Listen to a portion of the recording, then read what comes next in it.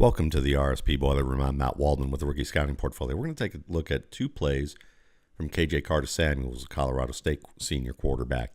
And we're going to be talking about ancillary coverage.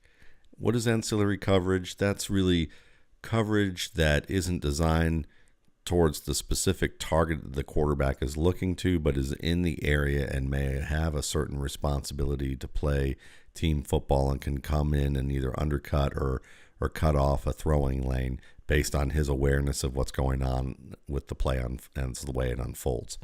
So we're going to watch this here. You're going to watch let's just watch the route. This is going to be an out route to the slot left receiver.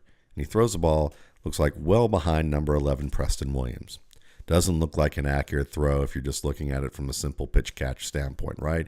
I mean, receiver has to turn away, make a leaping play away from the football. It's a heck of a catch. And you're thinking, wow, not a very accurate pass.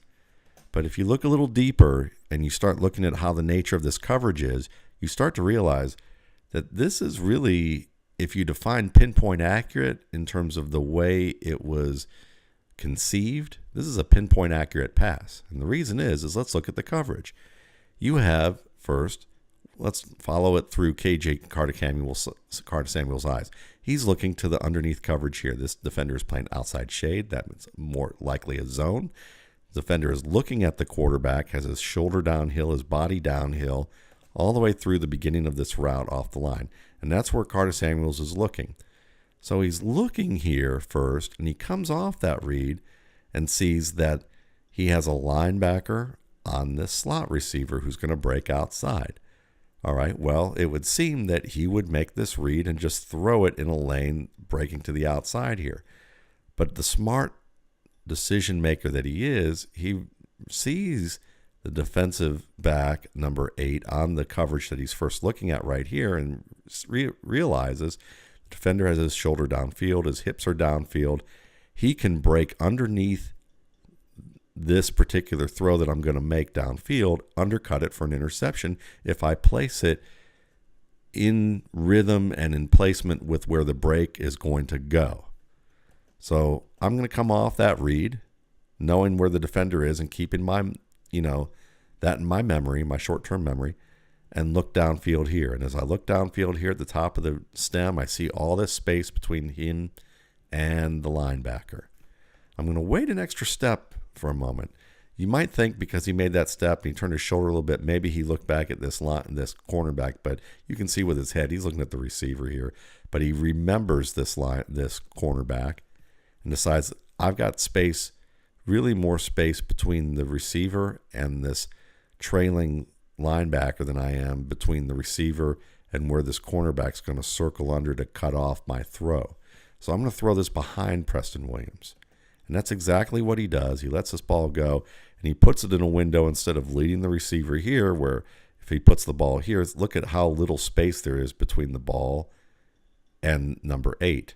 But if he leads the ball where it's going, there's more space in terms of depth for the receiver to make this adjustment, and that's exactly what he does. So this is a pinpoint throw.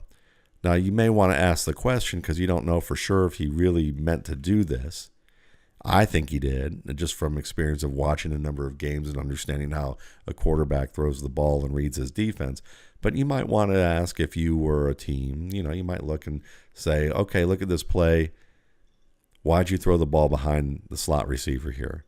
And he'll say, because I was reading the underneath coverage. I saw the leverage position of number 8 right here and knew that when I throw this ball that he's likely to undercut this. So I wanted to wait an extra beat before I threw the ball right there, and I waited that extra beat just to see where the linebacker was, saw that I had enough room, and I delivered that ball behind him. And if he gives you that type of an answer or variation on that theme, you know what you're talking about there. Another way to look at this is to see whether or not there are other plays that give evidence that he considers ancillary coverage before he delivers a football. And this is the very next throw, and you're going to see it here at the end of the half. Number 8 once again on the outside receiver. Watch him look off there, look downfield, and then go back to the man. See how he looks to his defender number 8, looks downfield to the slot receiver.